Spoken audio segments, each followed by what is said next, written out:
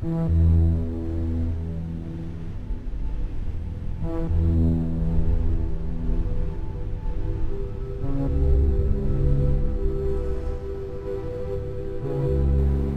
fellas, Bait Trapper here, and we're going to do another edition on our skinning knife review. We're going to step it up a notch today, and we're going to take it to the Bark River level. What I have is a Bark River Canadian Special, and this is in A2 steel, and it has an orange G10 handle.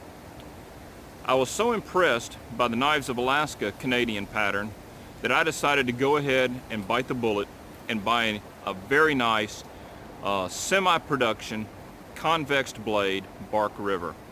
Now, I've seen and used Bark River knives in the past, and I know that they are first-rate, top quality, an American-made company from beginning to end, and so I am very, very excited to finally put this thing to use. So let's go catch some beavers.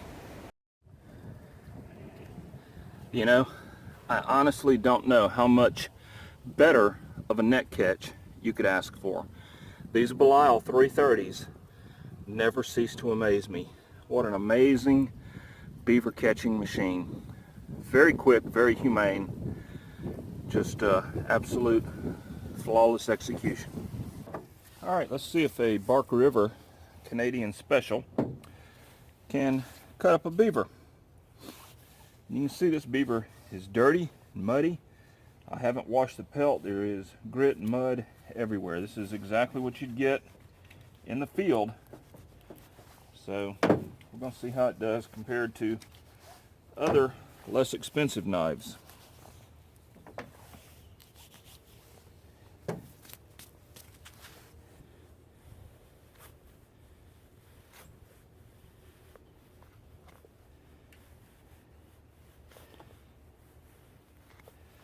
There we go.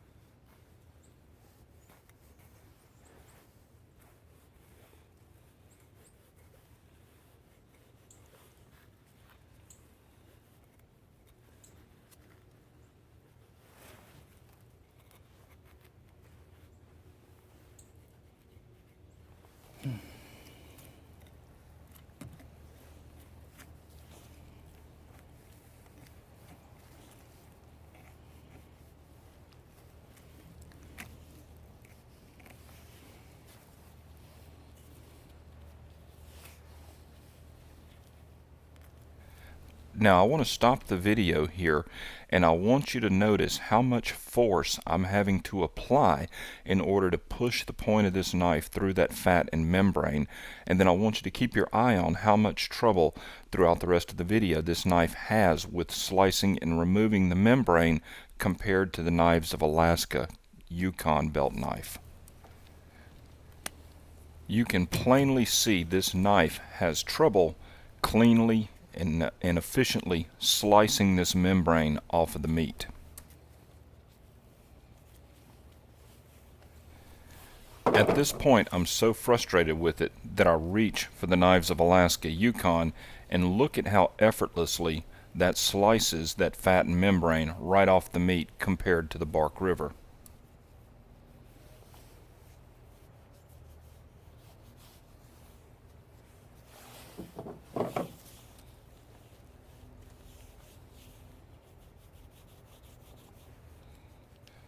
Once again, notice the difference.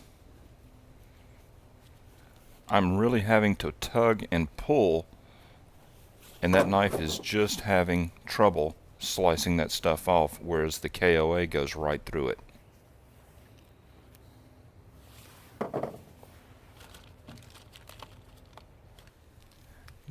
Now watch how hard I have to push to get this knife to penetrate the membrane.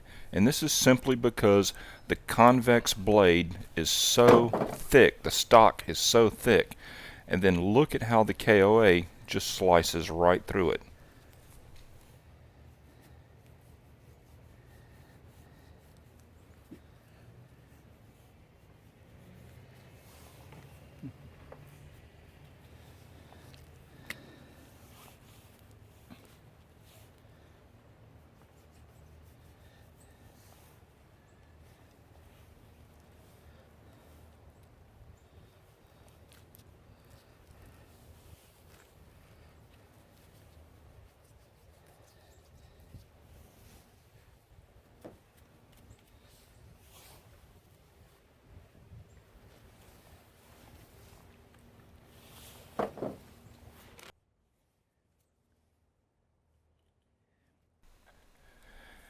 Now when it comes to removing the back straps, the knife performs better.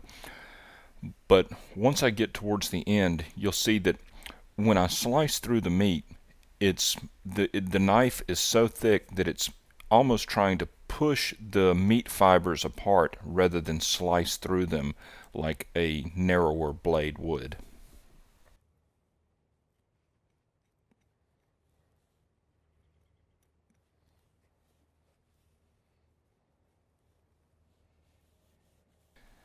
Now this shot right here illustrates exactly what I'm talking about.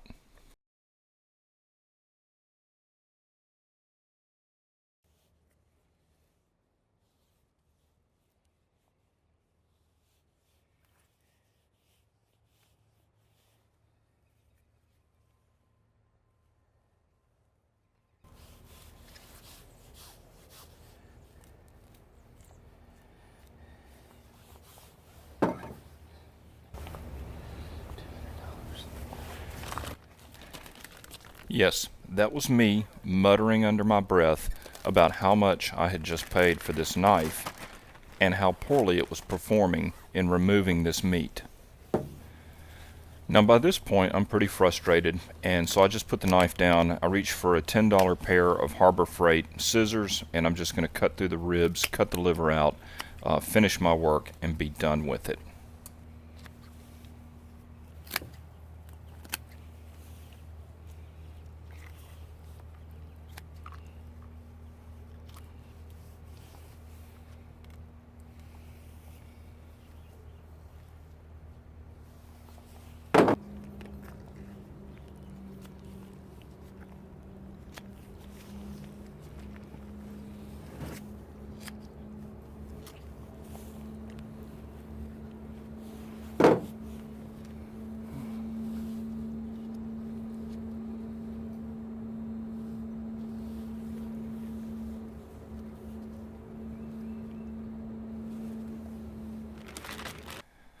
So we've seen what the knife is weak at, but in order to be fair, Bark River is known for bushcraft knives, so let's take a look at how this knife handles wood. Now let's take a different look at the knife. Let's look at the woodworking or wood cutting aspects of the knife. Now this is the Bark River here. This is really effortless. Unbelievable how that just cuts right through that wood. Now let's take the Yukon, the Knives of Alaska. It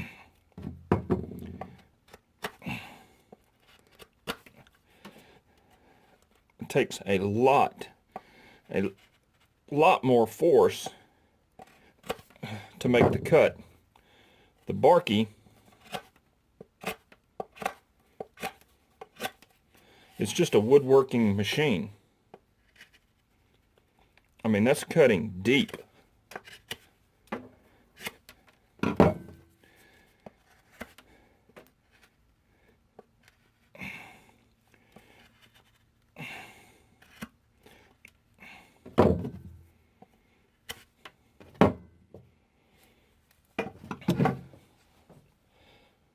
For heavy chores, for woodwork, this is the clear winner.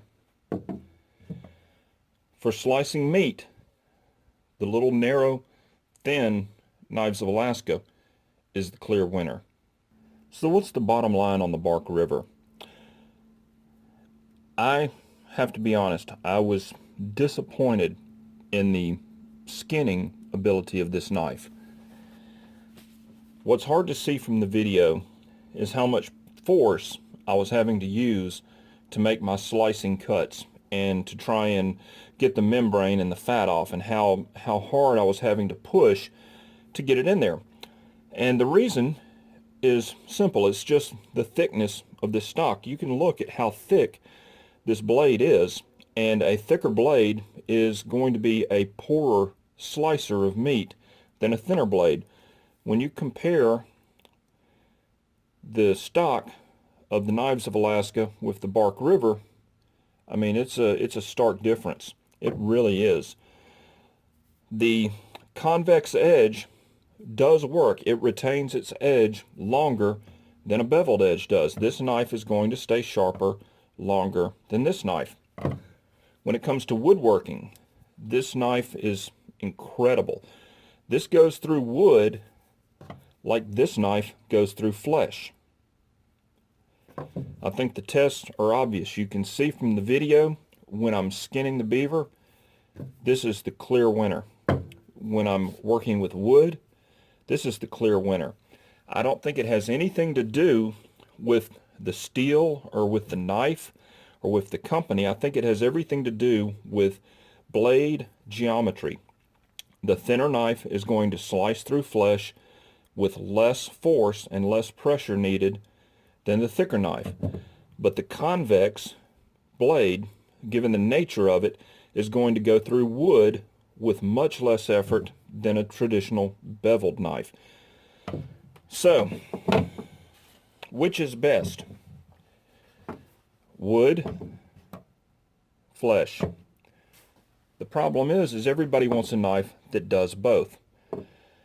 And the only advice that I can give you is you have to be honest with yourself and how you're going to use your knife and what the majority of your chores are going to be. If you're going to be out in the woods and you're going to be doing bushcraft tasks and you're going to be whittling sticks and pegs and all of that, this is going to be your better blade. If you're going to be bringing animals home and putting them on a table and skinning them, this is going to be your better blade.